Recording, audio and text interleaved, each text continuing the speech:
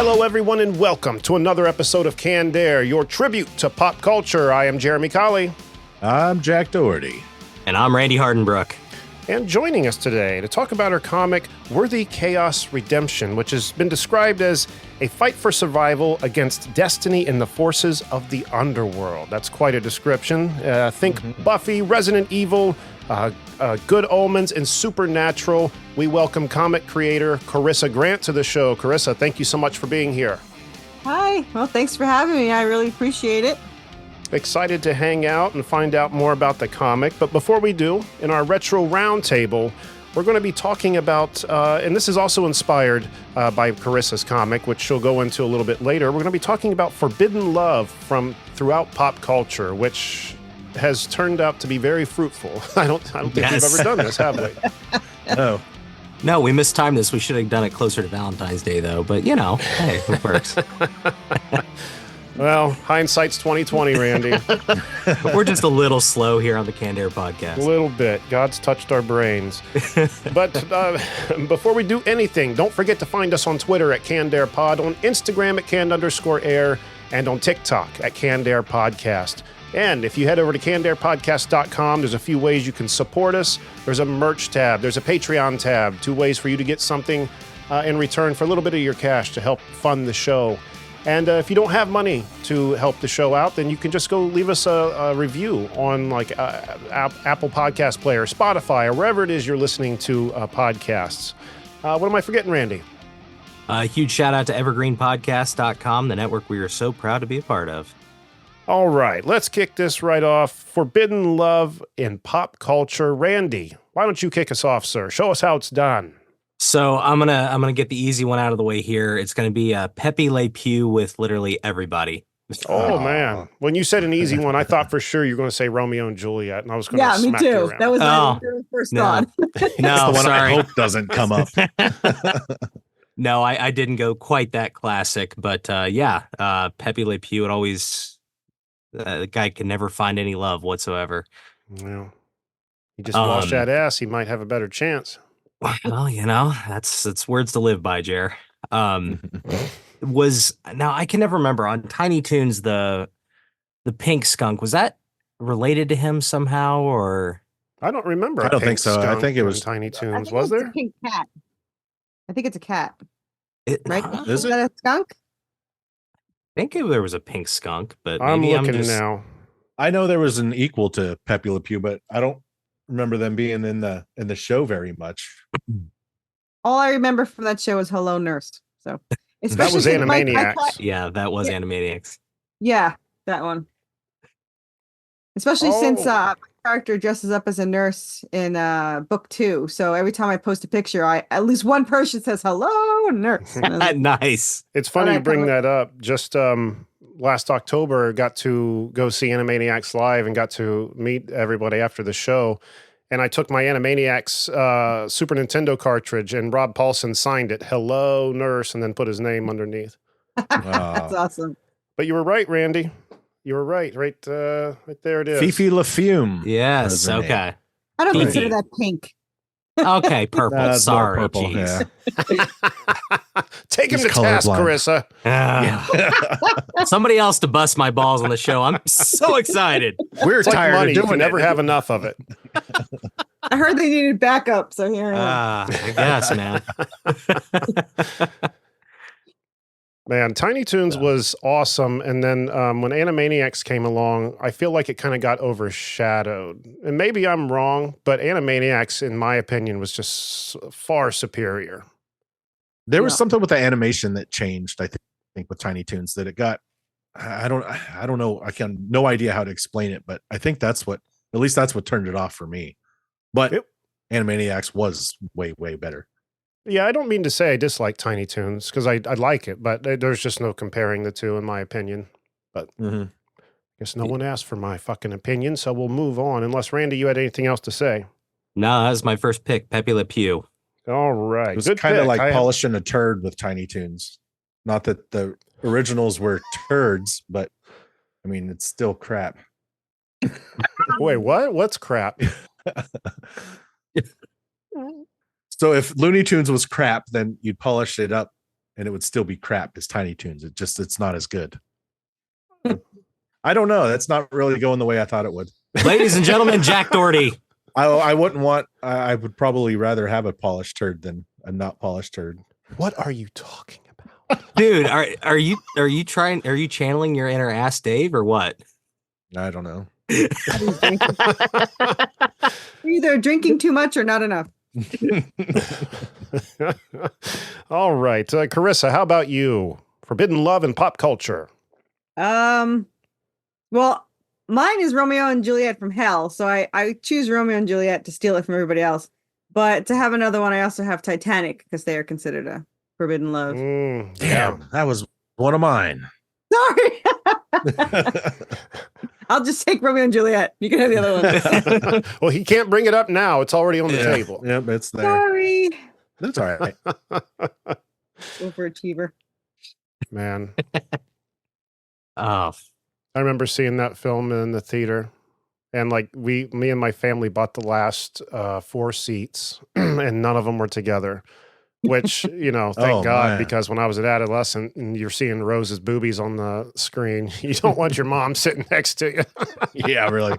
Oh man, that freaking VHS though, that was the glory days of 2 the double, VHSs. the double VHS. Yep. Green Mile was the same way. Yeah. Dances I took with a date to Wolves see was too. Fuck, I'm old. What?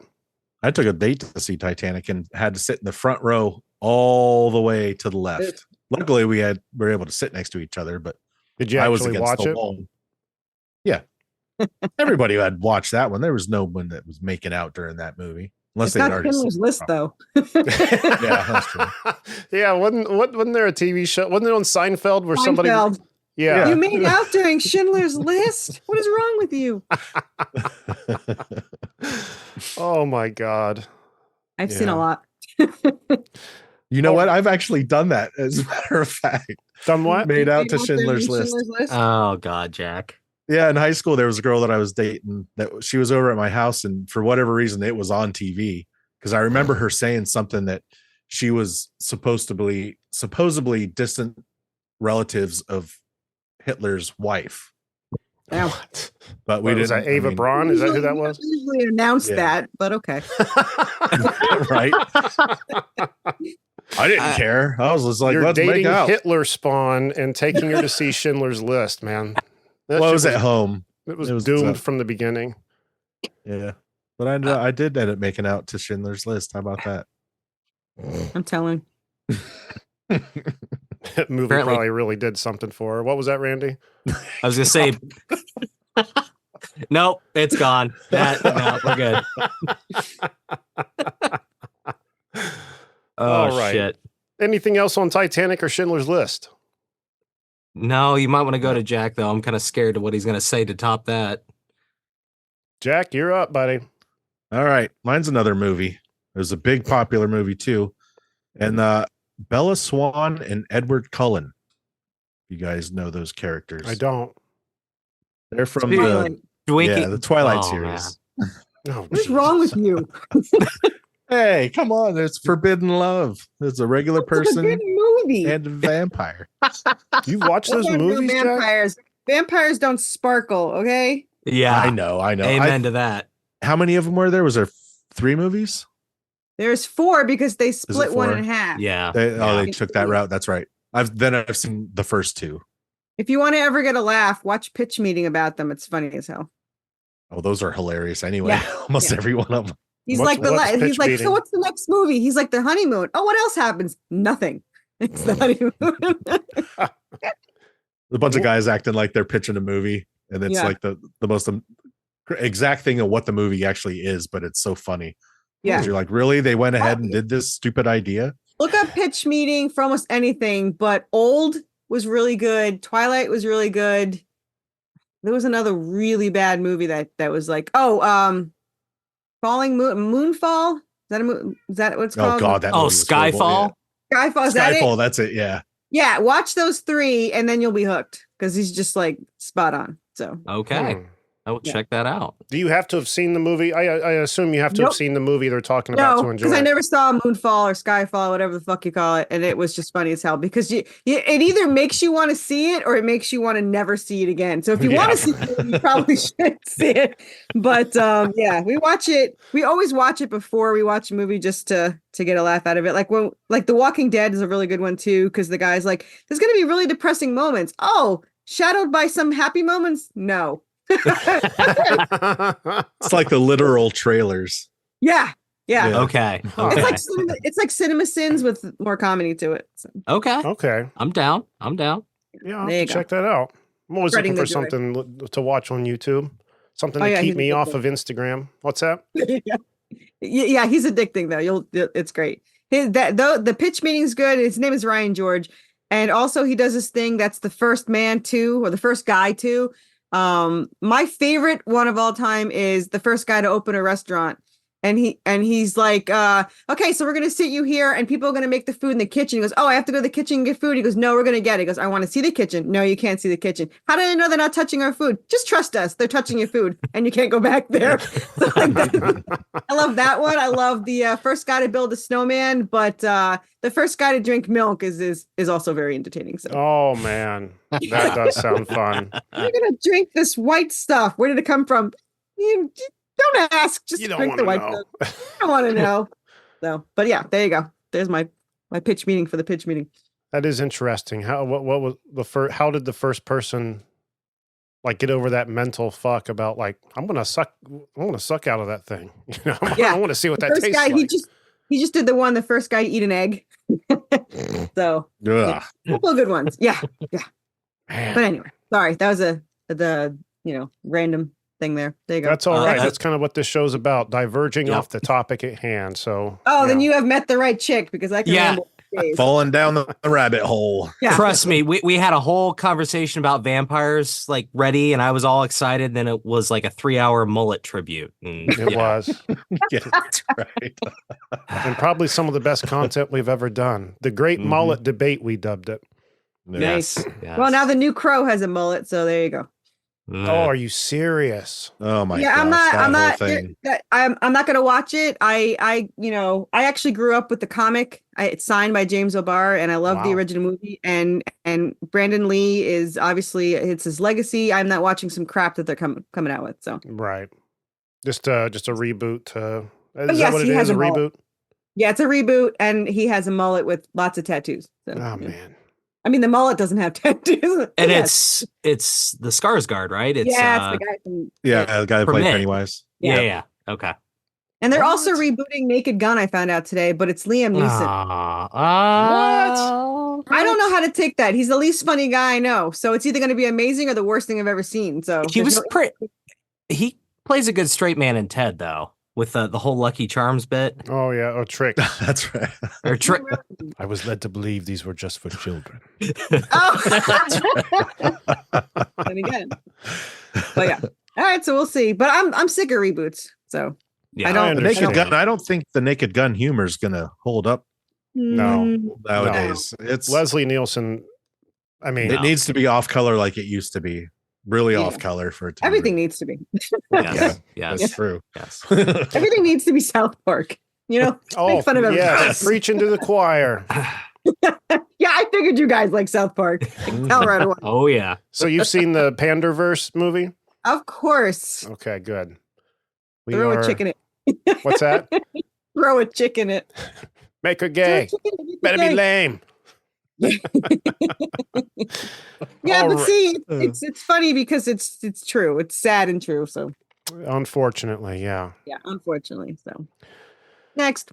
Okay, my pick is going. Unless Jack, you had anything else to say? No, I just threw that out there for I fun. totally destroyed him. Sorry. It's all right. I figured it was gonna come out. Okay, have Yeah. you guys seen Hancock Yes. Yes. with Will Smith? Him and wasn't Charlize fan of Theron's characters. You know, they had been in love all these years, and I can't remember how, but Will Smith didn't remember her. But they can't be together because whenever they are together, their powers go away. They don't. Yeah. They become mortal. You know, Yeah. which thinking about it, did they really love each other that much? I mean, they're like, I Yeah, love it's all you. You bullshit, might be the man. love of my life, but I'm not giving up Okay, these so- sweet ass powers. The problem with that shit is that so they didn't do it because they were about to die. Okay, well, solve that problem and then meet somebody somewhere else and go live together. Like just because of that specific look, you live forever. So for that particular moment in time, you're telling me you're never going to be together again because these fuckers are trying to kill you. Mhm. Yeah, that's love. Yeah. I'm calling bullshit. Here's my pitch meeting on it. They're really in love? Yeah, but they're not going to be together. Why? Reasons. Yeah. Yeah, reasons. Remember that Best big one. fight they had in the middle of town? Because Yeah. she was married to Bateman. Jason Bateman. Yes, yes, Mhm. yes. And then she recognized him. He didn't recognize her. And then, yeah, they had a fight that damn near leveled the city. I was going to say, because I know I didn't see it enough of it. I think I saw the last half. I didn't realize that was the deal. I thought she was just the It's villain. two that completely shows up. different movies. There's the part one and then there's the ending. Like they Yeah. don't really Oh, go geez. together. So I guess I caught the good part of it then. Yeah. Yeah, apparently slept- she you would s- not keep his wife's name out her fucking mouth. So That's the sequel. oh shit. Oh, Anyway, that's my pick. Hancock all right. brings us back But I've also around. tried- What's that? Oh, okay. There's another round. I got more. Oh yeah, We're gonna go Oh, yeah. around one more time. Back to Randolph. So this isn't necessarily like a love thing, more of a friendship thing, but the whole Disqualified. like. Okay, see if I I was gonna say you failed. No, go ahead. No friend No, zones. it's hilarious because it always makes me laugh. So during COVID, we had two video games that came out. We had the new Doom that came out, and we had Animal Crossing. And there for a while, there was all these like videos and memes and cartoons of Isabella, one of the characters from Animal Crossing, and the Doom Slayer, like crossing universes Crossing and being, Dune? yeah, like yeah, literally, and like doing like best friend shit, like. You know, you'd have this like little dog character like blowing the head off an alien and like Doomslayer like catching a freaking bug or some shit like that. Interesting. It was just, it always kind of made me laugh. So Nice. I don't. two franchises that weren't supposed to cross that crossed. Like fan fiction though, like they never actually. Oh yeah. crossed. Yeah, no, not officially, but yeah. Okay. Patent pending. There you go. Yeah. Is it my turn? Unless Randy had any more to say on that, I don't know anything about either of those. I'm sorry, I have no. I know I- the two characters, but not the meme. I guess you never guys saw had to those. just be there for that. So yeah, I guess I'm done for that. Yeah, I was too busy sulking in self pity because I lost my job around that time. So, damn COVID. Well, at least you were Bad memories, Randy. sorry. I was either still working or had COVID during that time. So You always Nothing fucking had changed for me COVID when that shit whatsoever. was coming around. I think it came from you, is where it really came from. Probably. But all right, Corissa, back around to you. Dirty Dancing. Okay. Though the more like the older I get, I'm kind of like, isn't she like 16? But you know, whatever. It seems like 38 or something. But either way, Why? I never saw that. Why couldn't they be together? well, besides her being 16 and him being 38, they Was he really that old in that movie? It Was looked he supposed like to be it. that- I think so. Oh, I think okay, she was yeah. 8. She was 17 or 18, I think. But I can't really remember. I know she's young. She's like half his Yeah. age in that. It was the sister from Ferris Bueller, right? I can't Yes, remember the yeah. actress name. Okay. And it was a summer thing anyway. So like, you know, I guess they were only there summer love. But yeah, Wasn't he- so He was like the dance instructor, and she was he's like the dance instructor. Yeah, yeah, she yeah. the It was like a one that high-end was supposed club. to be his partner got pregnant, and then they had to go use a wire hanger and put something in. yeah. So she couldn't dance. So they trained this girl to dance in a montage of, I don't know, 4 hours to do what this chick, you know, learned in 10 years. So Whoa, Problem whoa! You being serious about the wire hanger? Yeah. yeah, What? I thought you were fucking around. That really happened? yeah. No, it was And a home so hack abortion. Yeah, she had an abortion. But it was like a back street guy that effed her up and left her like bleeding on the table or something, and then the doctor had to fix it, and her father was the doctor that had to fix it, and he thought it was the 38-year-old guy that did it, Patrick Swayze, and so he got mad at him, but it wasn't him. And then you get the line, nobody puts baby in the corner, but again, she's like 16, so yeah, it was the classic stereotype horror story abortion. Jesus Christ. Anything you ever hear, yeah, in a dark alley with a hanger. A movie with all that happening in it, and it ends with a dance routine. Yeah, and if you look it up, I just saw something literally like an hour before I came on here of them doing that scene, but it was He-Man and Skeletor. Yes, Skeletor jumping off that video is great. That is my favorite thing. Is there's so many parodies of that scene where they jump and hold her up or whatever, and the chick's always fat, and it's hilarious. Yeah. Is that I had the time of my life? So. Yeah.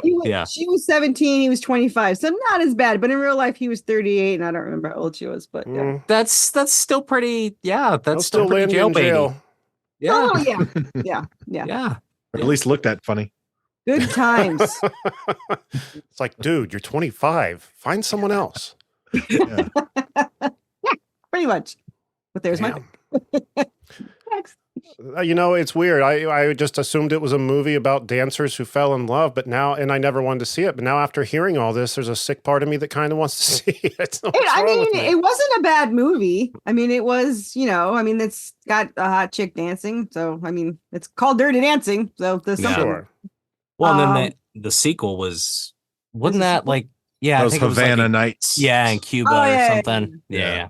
I do know that she almost got, in the first one, she almost got, or she did get pneumonia because they had them in the cold outside in the water. Practicing that. Yeah, practicing that. So. Damn. Yes. When I hear Dirty Dancing, it just makes me think of Showgirls, but I guess that should be called Shitty Dancing. I have never seen that, but I posted something on my Facebook that said, what's your guilty pleasure? And then a second one weeks later was, what movie would you make your worst enemy watch if you couldn't turn it off? And both of them were Showgirls. So I was like, that's interesting. I don't know if I could do that to somebody. The only reason anybody ever was like, I want to see that is just to see Jesse from Saved by the Bell naked. That was it. That's all it was. Yep. Yep. Other than that, it was dog shit on a shingle, man. It was bad. Yeah. Ruined her career. Thank God for Saved by the Bell reunions. After that, right? Huh? Never did anything after that, right? No. Just Saved by the Bell reunions, to my knowledge. Other than that, no. Not that her acting was great anyway. Kelly was the only one that actually did more stuff. Not that hers was really great also. She was better to look at, so I would have watched her in Showgirls. Oh, yeah. Tiffany Amber Thiessen. Oh, my God. I didn't have any everything. interest in the other one. She made you hate Zach Morris. Yeah. Well, you know what? When you watch it again, and I watched little snippets of it, Jack's a dick. So yes, he is. Oh, yeah. He's kind of an asshole. Like everyone's like, oh, poor Zach. Well, yeah, he kind of treated everyone like shit. So I loved the show when I watched it. But sure. I'm like, he was the preppy kids in my high school, so I always he was cool as shit. Nah. Yeah. But you're right, because there's a YouTube series or a YouTube video called some guy made that I think it's just called Zach Morris is the worst person ever or something like that. And he just goes on listing all these examples of things he's done on the show about why he's the most horrible person. And after you watch it, you're like, wow, this dude was a dick. I could believe that. Definitely. I need to rewatch that. It's been a while. I need reminding. It's been a while. Yeah. Yeah. Or in the South, like they say, it's been a minute. All right. Jack. Yeah. How about Batman and Catwoman? Okay. I was almost going to say that. But I've also found instances where they've been together. Yeah, different tellings. What's that? Well, they do get together, but they shouldn't be just because of one's good and bad. She's a villain. Well, is she really a villain or an anti-hero at this point? She probably swings both ways. Yeah, depends what you're watching, I guess. Yeah, I think Adam West Batman, she was a villain because she had henchmen and was always up to nefarious things. But Back to see. Yeah.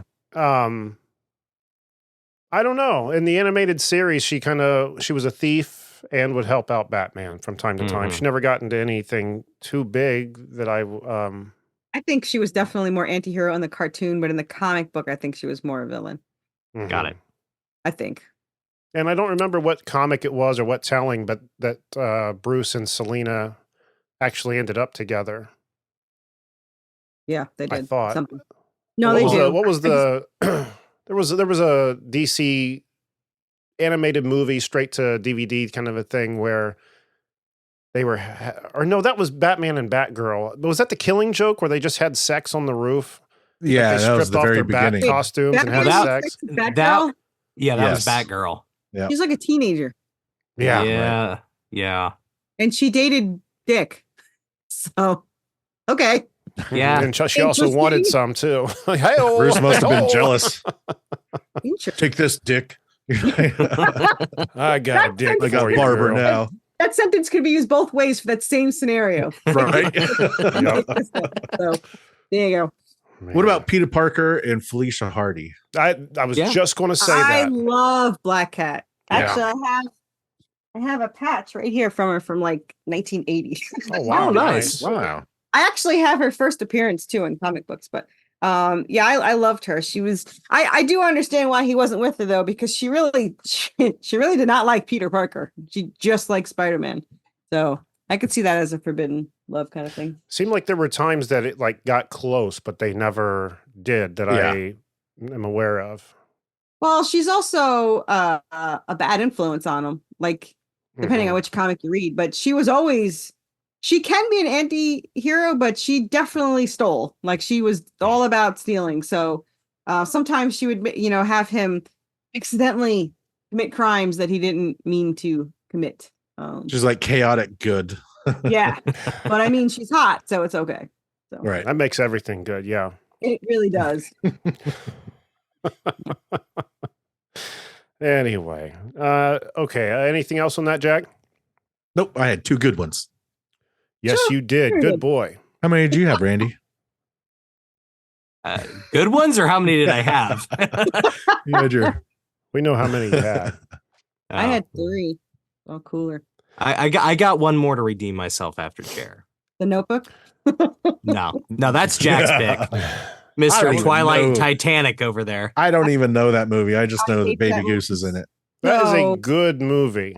So Why don't it you is quit That's what I watching hear. fucking Twilight and watch The That is- Notebook? that is a boring and mind you, when I say this, it's not saying much, but it's a much more boring movie than Twilight. It's like a Twilight movie with like just the boring parts. That's Notebook. I hate that movie so much. Really? I thought it was so boring. When it came I'm out not- on DVD years ago, Brooke brought it home and she's like, hey, let's watch The Notebook. I'm like, oh, fuck. I'm like, all right, let's trudge through this. And by the end of it, she was asleep and I'm at the edge of the bed like, I was gonna say Jeremy's over there bawling. Yeah, my ex loved it. Like he would watch it all the time, and I was just like, I don't know what to take from this, but yeah. but yeah, I don't get sentimental at movies, I guess. Well, I understand. Wholeheartedly. My last pick is going to be 2 kind of rolled into one. First being from the movie AI with Haley Joel Osment, where, you see in the future how AI robots are being used. And one of the ways is if you go into a certain district of town, there are like whore bots, like sex bots. Guys, I don't have that yet. That are people that are ruining marriages and stuff. And women are having feelings for these very suave pimp bots or whatever they're called.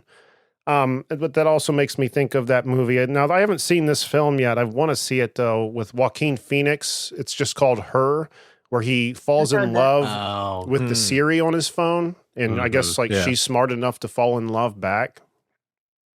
I have not seen that movie, but I have seen the trailers. So yeah. Looks good. Yeah. But, I mean, we are rushing toward that, right? I mean, we've already got the robot, the female robot. Is it cheating when you're sleeping with a robot? What's the difference between that and a blow up doll or a vibrator? Well, that's the moral From question. what I heard, it's called emotional cheating. You've already investigated this. Jack, that is the last time I let you borrow my Roomba, man. It came back and it was never the same. It just hides in the corner and occasionally pisses itself. It no longer cleans, it's all dirty now. Fair enough. But I mean, think about how smooth Chat GPT is. And I think South Park even joked about that. Like, I think Clyde and his girlfriend were like, she just adored him. Everything he said was perfect. And the guy's like, dude, what are you doing? You're making us look bad. And he's like, Chat GPT. Anytime she texts me something, I just put her text in Chat GPT and it tells me how to respond. So, I mean, we laugh and we joke, but I think that's right where we're heading. Oh, it's getting there. I don't know how many stupid ads in my feed, Instagram, TikTok, or Facebook, that it's some kind of AI app where you could be your virtual girlfriend, blah, blah, blah, blah, blah. And I'm like, Jesus, no. Yeah. I mean, if they can make an Android that looks lifelike enough, and then it's telling you everything you want to hear. Yes, I will make you pancakes right after an hour-long sex marathon. Like, fuck, this is awesome. I'm in love. See, they'll give you everything you ever wanted. And if you watch The Matrix, the machines even said that everything was perfect. And then humans didn't take to it because of the perfection. There's got to be that little bit of chaos. So it'll weed itself out after a little while, hopefully before they take us over. We've let The Matrix... Go ahead. I'm highly against AI, but it sounds interesting. We've let The Matrix warn us. We've let Terminator warn us. Mm-hmm. But we all just run headfirst into it. I want AI to paint a picture of me. Like, oh, Jesus. Those two movies and I never say it right, Idiocracy are all movies from the future. Yes. And they came back to tell us and make the movie to warn us, and none of us listened. So. No. Yep. If anything, it makes us run toward that even quicker. And it's a strange thing. Stupid animals like that. We are. It's that, that would never happen to me. Well, we're smarter than that. That was just a silly movie. Well, no. Yeah. That's called fiction. It's not humanity made the Twilight films, so let that be your first. Randy, you said you had one more you wanted to get off your chest to redeem yourself. Yeah, we'll do my best attempt here, but in honor of the X-Men 97 series coming out, Gambit and Rogue. I thought you were going to say Wolverine and Jean. Well, there's that too. Yeah, that's because Gambit really and Rogue were still together, though. Yeah. Well, they couldn't even kiss, though. So that's probably the most forbidden one of all the ones we talked about, because it literally is forbidden. What are you going to do? I would have said Jean and Wolverine. The guest said I redeem myself, all right? Randy wins. What if they put a piece of saran wrap between their lips or something? It's still not Pencil dam. Not as intimate as you would want. I mean, it's not. You can't. Yeah. So, and it's so funny that you use them, because I just saw a meme today that said Rogue was throwing up her hands and she goes, I can't touch anybody and I'm so horny. But yeah, I love Gambit was my favorite character. So I kind of, Yeah. What a curse that would be. Yeah, that's why they trick her into getting her powers taken away. All she has to do is get that collar from the island, and then she can have sex and take off the collar. It'd be like a power condom. There you go. Yeah. Kind of like a chastity belt, but makes you able. Thoughts? Yeah. An able belt. Yeah.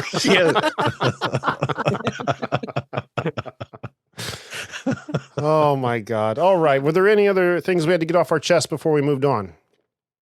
I think I'm good. Okay. The sound Jack, of defeat. you want to throw out any other chick flicks while we're no. No, you sure? No. Yeah, okay. Brokeback Mountain. All right. We're moving on. I don't want to hear you two talk about Brokeback Mountain. I don't know. Last thing I wanted tonight.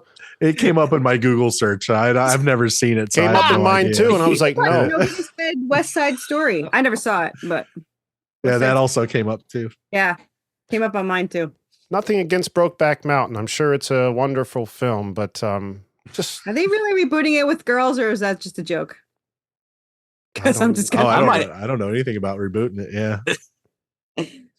Maybe that's just a wannabe movie. huh. Now you got me curious. No pun I bet. intended, right? Well, either way, there's a porn somewhere, I'm sure, that's called. Oh yeah, yeah. Okay. Ja- All Jack's right. over there searching Brokeback Valley. Okay, we're going to Broke jump my to a back quick. between the mountains. Can I go to commercial, assholes? Okay. All right, we are back from commercial break and once again joined by Corissa.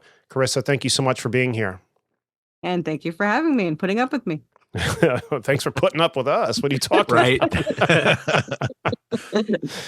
Very excited to have you here and very excited to find out more about Worthy Chaos Redemption. But first, tell us a little bit about yourself. Where did your love for comics start? How'd you start making comics? I'm not as interesting as my story, but I'll try. I started reading comics when I was a teenager. I was obsessed with Ghost Rider and Batman and Robin, the 60s and all that stuff. But sad to say that when Ghost Rider had a crossover, the second Midnight Suns crossed over, as a teenager, I could not afford it. And instead of being smart and just skipping those, I stopped reading comics altogether. So I haven't read mainstream since then. And yeah, they ruined me. That one crossover, man, it was like 40. But yeah, I had not gotten into comics. I haven't read comics since the 90s, and I started role playing after playing Resident Evil 2, and I role played as Claire Redfield for 15 years.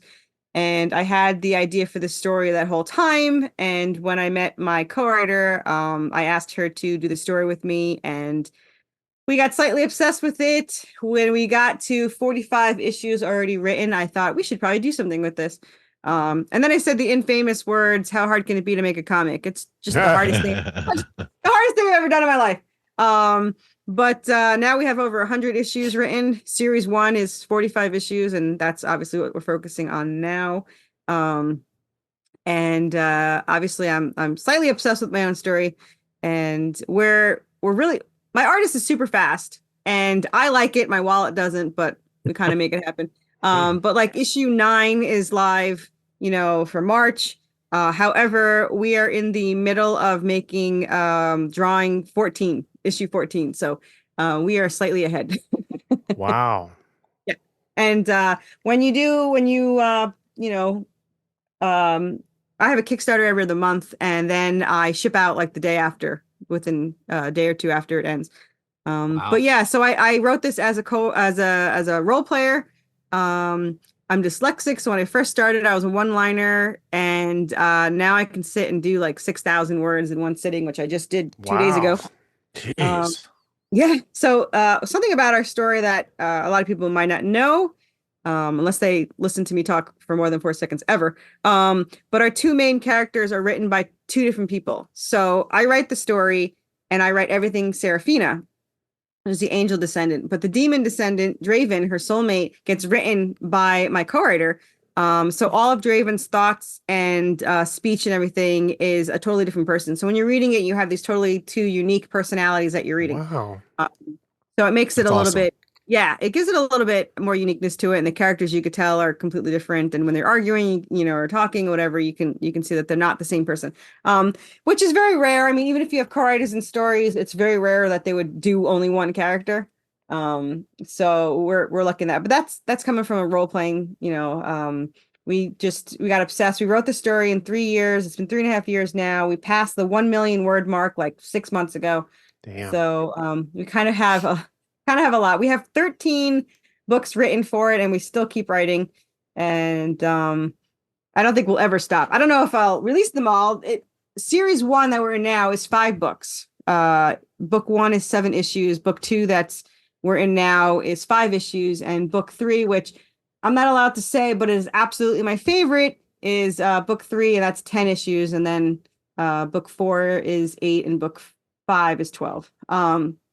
So after that, it has a really great ending. It clears everything up, and it's a happy enough ending if you don't read the epilogue, which is going to be a huge warning on the page. Do not read the epilogue if you want the ending you just read. And then if I decide to continue, series 2 is 30 issues already written, and that has also a completed ending. And now I'm in the middle of 3 books into series 3, and there's a prequel too. Damn. So, other than that, we got nothing. You've got that mapped out. Wow. Heck yeah. There's a lot of lore to it. And it's so funny because I did a show yesterday, and I totally told the guy off in the nicest way possible. But he only read the first 2, and he was mad that all of his questions were not answered. I was like, first of all, you're in book issue 2. So what did you want answered? Like, yeah, it's seriously. an ongoing series. I said a lot of things got answered in 3, more got answered in 7, but then more questions created a whole other thing. So, but I said, I literally warn everybody, this is an ongoing series. It will be made. So you're going to get your answers, but you gotta read it. So, yeah. And I think that's kind of the point of when you're story writing, especially an ongoing series, you need to, you can't answer all the questions, and any question you do answer, you have to leave another question on the table. He asked me like 4 times, why didn't you answer more questions? Like, what question do you want? And he goes, well, like Draven keeps saying that hints at a background or hints at what he's been doing the last 10 years. And I want to know what it is. Like, well, then you got to buy the comic. It's called a plot device. It's called good writing. No. Character development. Have you heard of it before? It doesn't happen right away. I'm like, even the Serafina doesn't know what it is yet. So why would he bother? And he hints at it. He says certain things, like he says, like, if she knew, she would run from me, or she wouldn't want to be with me. So it hints at something horrible that he did, but no, he's not going to tell you yet. So I don't think he liked that answer, but wonder what he's been reading that he would expect impatient. such a thing. I thought it was weird. I mean, it's not like if it was a one shot, I'd be like, yeah, okay, you're right. But you see those little words in the corner that says to be continued. That means you keep. So maybe you didn't know what that. Maybe he only reads trades and thinks that's one comic. Yeah, he used that as an excuse. He's like, well, I usually read trades. And I was like, well, I got a hardcover out, so go ahead. Get away from my table. Yeah. Yeah. So I have people that buy both. I have people that buy the singles. I have people that, they'll buy the singles, and then, at the end of the year, they'll buy the hardcover. And that's kind of, the best of both worlds, really. Mm-hmm. I think I'm kind of lucky with my Kickstarters now that I have the hardcover, because the hardcover for $39, you get 7 issues, and it's 222 pages. And a lot of people really have gone after that. And I don't have, everyone makes fun of me. Like they're like, how long is each issue? I'm like, they're like, it's short, right? Because it's a long series. Is like, no, it's 28 on average and 40 when it's long. So it's anywhere between 28 and 40 pages. Yeah. Usually the last issue in the book is 40. So I think the issue 7, which is the last one in book 1, was 40. Yeah, I think it was 40 pages. And then the last one in book 2, which is issue 12, is also 40. So generally they're around 28 and 32 until you get the last one. And the reason why that is, 1, I can do whatever the hell I want because it's my story. Exactly. So that's the main reason. 2, no one's ever bitched about getting free pages because I don't raise the price. And 3, it's because I already wrote it, so I know which cliffhanger will torture people the most, and that's the one I want to use. So whatever it takes me to get to that one, they're going to kill me in book 10 because there are like the worst cliffhangers in every single one of them.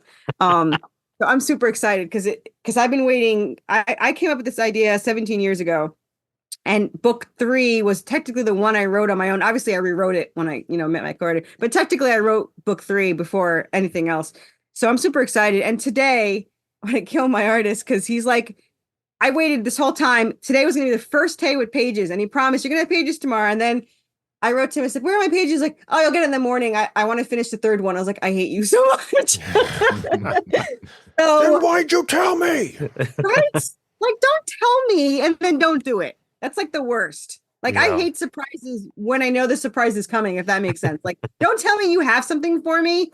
I just want to have it. So when you're ready to give it to me, give it to me.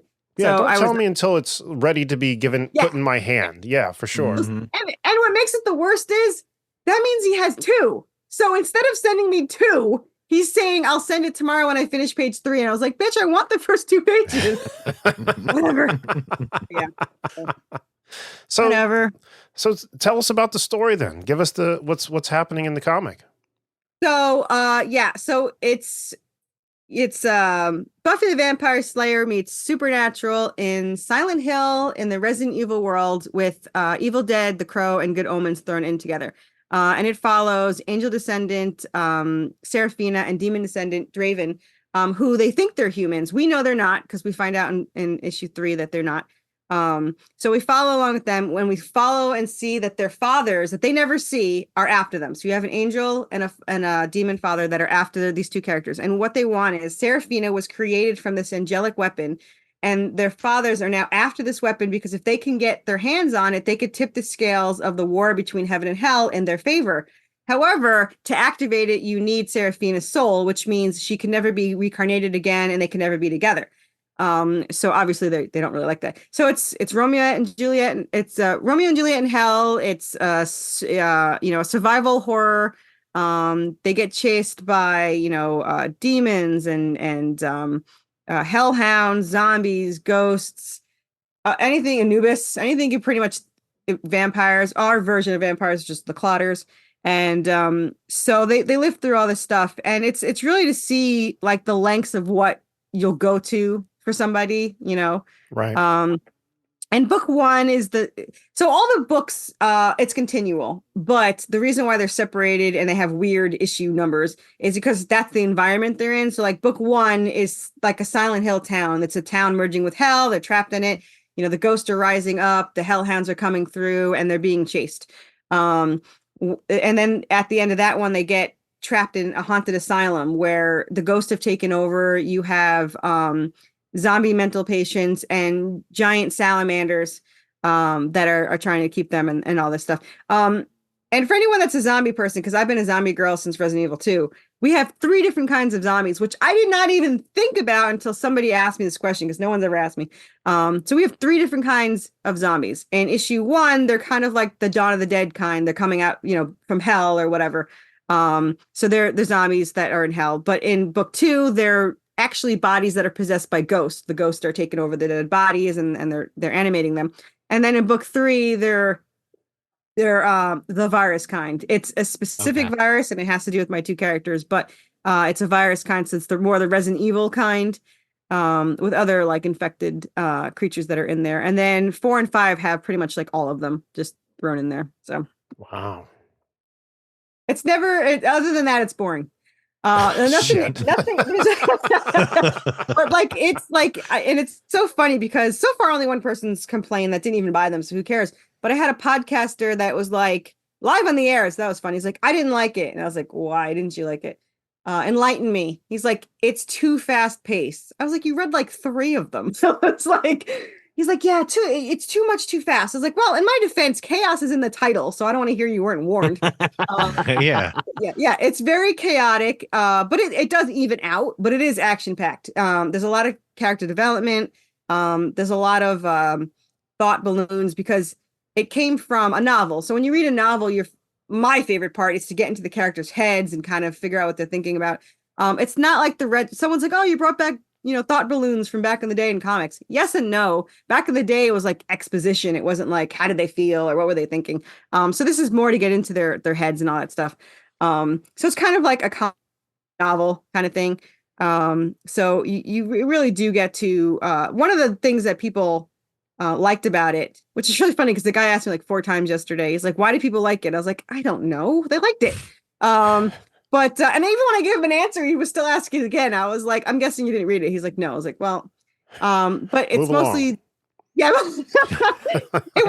The thing I've heard 2 things the most. I've heard number 1 that they really are rooting for these 2 characters. They can relate to them, they understand them, and they want to see what happens to them, and they want to make sure that I torture my characters, so they go through hell. But the other thing is they like the action. They like to see what's going to happen next. They want to know the questions that they were not answered yet. They want to know why Seraphina's father really wants it. I mean, he's using the war as an excuse, and he kind of hints at that.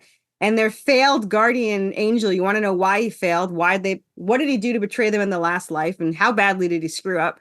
And he hints at that too. He'll say things like, there's a prophecy about them. and he kept saying, "Don't you think it's odd that when I did this, it was the opposite of what was supposed to happen?" And the angel would be like, "No, just do your job." So there's a lot of things that it hints to. It does not answer them anytime soon. Sorry, not sorry. But yeah, there's a lot of things about this. There's two things that I'm gonna warn people about. If you don't like cursing and action, you will not like the story. My mom's review of this, which I'm so tempted to put in the back of the hardcover, was, "I finally read your story, and besides all the F words, it was pretty good." So there's a review from my mom. So you're not going to find it in churches or nursing homes or anything like that? No, I don't even know if you'll find it anywhere that isn't R-rated. But there is no nudity. And I discovered that is apparently a big selling point. Who knew? At every con, we were just talking about showgirls. Yeah, You learn nothing. They were like, every single time I'm at a con or a book signing, every single parent's like, "Is this for kids?" And I was like, "Depends how bad of a parent you are." And they were like, "Well, is there any nudity?" And I was like, "No, but there's gore and cursing." "Oh no, but no nudity." "No, but there's gore and no, it's fine." So apparently it's child friendly, if you don't mind all that they read. Yeah. I think he just has. I saw Nightmare on Elm Street when I was 7, and I watched Watership Down and the last. Yeah. Talk about that. 7, and I turned out okay. I got to interject really quick because I've been meaning to tell Jack and Randy this. Our guest last week, Tony Daniels, was the narrator of that film. Oh my God. Yeah. Really? And I didn't even know it until after the episode. How did I fucking miss that? I was looking through his IMDb and it said it had that on there as narrator. I'm like, bullshit. I would have bitched his ass out. How dare you ruin my childhood? You know how much therapy I went through? Sorry, I had to throw that in there. I read that book. I read it. I watched it. I was, yeah.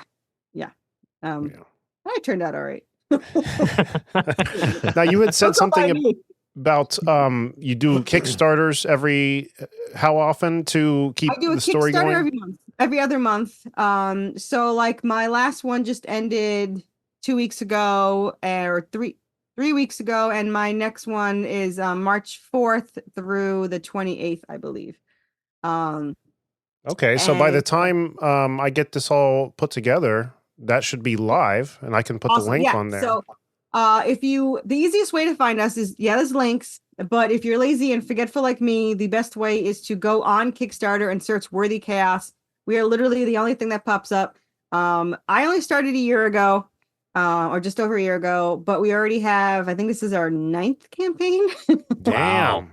Yeah. So we've kind of, pushed and kept going. And it's really funny because a lot of indie creators are like, we're so jealous. It's like, bitch, if you want to go in debt, you could do this too. Like, this is not rocket science here. It's a credit card. Well, I mean, you've only quote unquote started for a year, but you've been planning this, you said what, the past like 13 years? Like this is 17 years, yeah. 17, sorry, yeah. I had the idea 17 years ago and we wrote it for 3 years. But yeah, obviously I'm actually glad we did it this way, because now I've been asked the stupid question is it going to be like Game of Thrones where it has a crappy ending? I was like, no, I already have the ending. It's already written. It's already done. It's awesome. I'm biased, but it's great. But yeah, I know where it's going to go, and I would never release a series without it having an ending. So like I can release 1 and I can release 2. And I'm sure by the time we get to that, it's like 20 years from now, I'll probably be done with 3 and the prequel. So my artist yelled at me that I said he can't do the prequel. He's like, why can't I do the prequel? I was like, well, unless you clone yourself, you got like 20 more years of issues to do. When are you doing the prequel? Like, when is this going to happen? So as you're doing these Kickstarters, is it like the next chapter, or say I fund your be a part of your Kickstarter, can I get all the back issues too? Or how does that? Okay. Not only can you get the back issues, I'll do you one better. Every single Kickstarter, you could just buy issue 1 if you want to, which for some reason, no other Kickstarter does. I don't get it, but you can literally just buy issue 1. We have the PDF for $5 and we have the printed for $10. And now we have the hardcover, which is the first 7. You can just buy that too. It's very own tier. I will warn anybody that don't go on my Kickstarter until you have at least 5 minutes, because there's like 30 tiers. So wow. I used to launch live, and they were so stressful to me because there would be like no no bids for like 20 minutes because they're reading everything, and then all of a sudden they're like $500 come through, and I was like, okay, there it is. So now I literally have I had go on live like 2 hours after. So I'm like, oh, good, we're funded now. I don't need to do the show. But yeah, so there's a lot of tiers. There's a lot of add-ons. I everyone made fun of me. I will tell you this. I've been made fun of up and down because I have a line of plushies and a line of merch. And then every bitch went out and copied me. So now he's like 9 under. I don't even know what that was. There's 9 other indies that have plushies. I have like the Hellhounds. I have Anubis. Wow. I have my favorite. For anyone that knows Resident Evil 2, these are the horrible homage to the liquors. So these are my giant salamanders. Okay. Wow. And then I have the zombie mental patients with the working straitjacket, because my creator was like, do you want a working straitjacket? I was like, what the fuck kind of question is that? Of course I want a working straitjacket. So there's a working straitjacket, and you can put any number you want on the back. I'm the crazy one, so my birthday's on the back. But you can put anybody that drives you crazy, you can put their patient number on the back as their birthday. So you can nice. yeah. So, and then we have skeleton birds. We have pillows. No wafu pillows. It's like Anubis. So if you want to hug Anubis to sleep, go right ahead. But we have things like that. But yeah, we have 3D statues. We have handmade statues. We have Legos.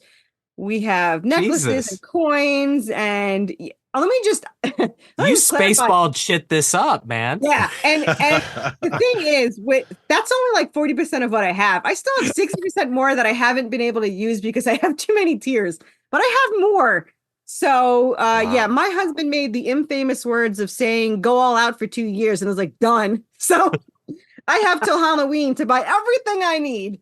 So I did. I have all the covers I need for all of 2020, what year are we in? 2024 and 2025, and probably 1 or 2 for 2026. My covers for book 2, I went all out because I got this stupid idea to get an artist from everything that it's inspired by, because that was smart. So like issue 8, if anyone gets the back issue for issue 8, you got to get the Jeremy Packard one.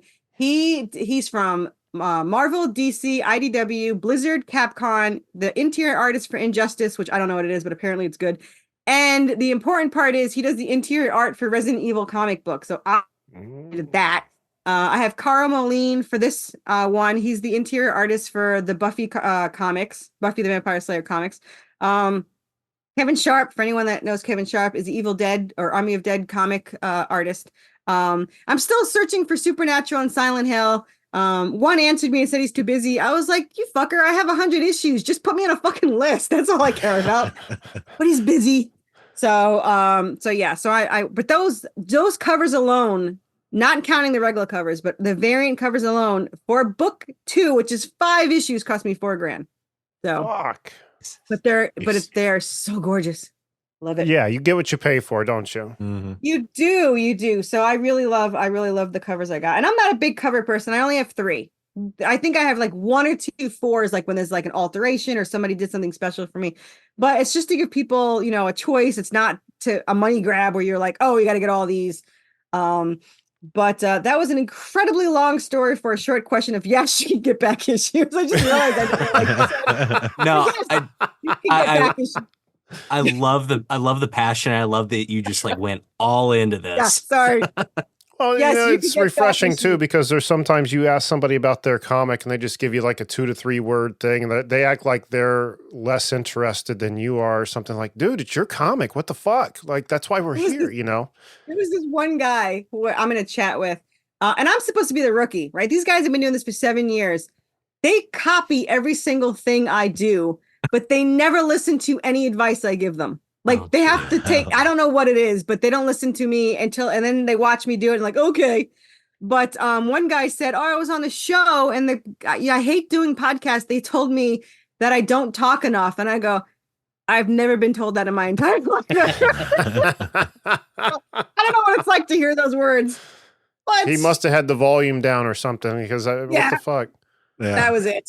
But yeah, but yeah, I do. I obviously love my comic. I obviously make it for me.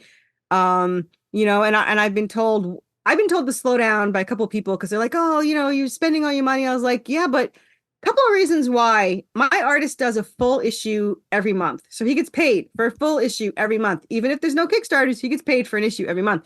And there was a couple of reasons that started. One, it was like the second issue and he quit his job. So it's like, this was his first paid job. Jonas DaCosta had never done a paid job in comics before. He was a portrait artist and that's pretty much all he did. I hated the samples that he had. They were realistic. And I was like, that's not what I want. He's like, I can do whatever you need. And I was like, let me see. It took me 6 months and thousands of dollars to find an artist. And that guy gave me a free page and it was dead on. I was like, where the hell were you 6 fucking months ago? He was dead on.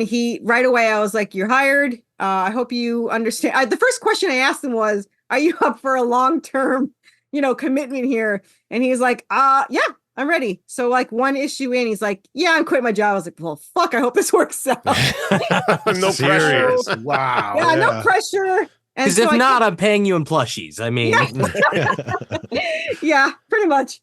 But I said, all right, well, I felt somewhat, he didn't say he was going to leave, but I was like, if I don't pay him, he might have to go get another job and then he won't be able to do it. And so I just kept paying him and I was like, I'll just keep doing this. So yeah, we were on issue 14. So that's 5 issues ahead. And there's not enough months in the year for me to do all these. Eventually my main goal is to do monthly when my fans are loyal but broke, just like me. So when my fans have enough fans to compensate it per month, I probably would switch to a month. But right now we do every other month. There's about 4 weeks in between each. And I got told, again, I got made fun of, but I guess in a good way, because it was like a compliment. They're like, they called me fucking crazy, so that's kind of a compliment. But they said, how do you keep doing these Kickstarters? Like, we'll do one and we're like dead to the world for like 4 months. And I was like, yeah, my saying, I always say it during it because I'm stressed as hell. I always said, I can't wait till it ends so I could start again. Because that's all it is like I end and start. But I get them out in like, usually within 48 hours, I ship everything. Damn. And for the people that don't know, like right now, I already have, this is issue 10. I already have it printed. That's why it gets shipped out right away. And I'm about to order 11 and 12 because 12's about 4 pages to go to be lettered and then it'll be sent out.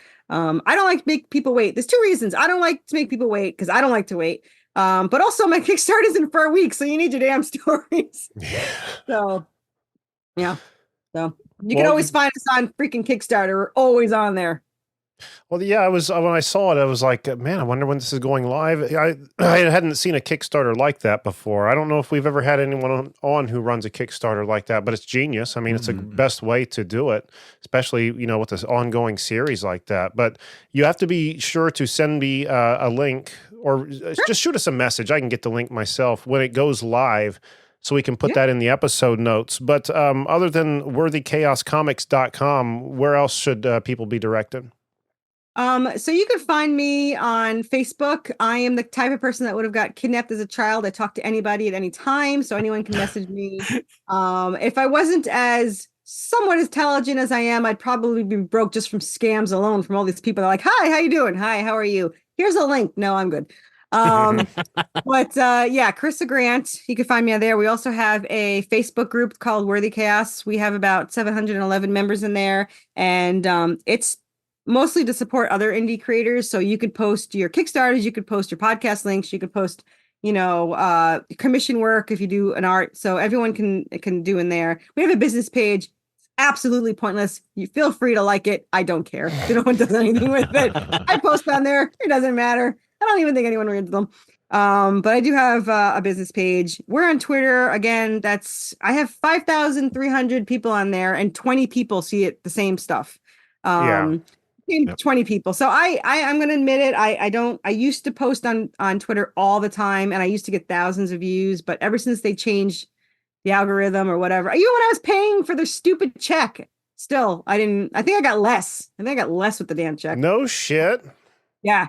So right now, Facebook seems to be the best that I have. I get to interact with other people. People share my stuff. They answer my stupid ass questions that I post on there and everyone's happy.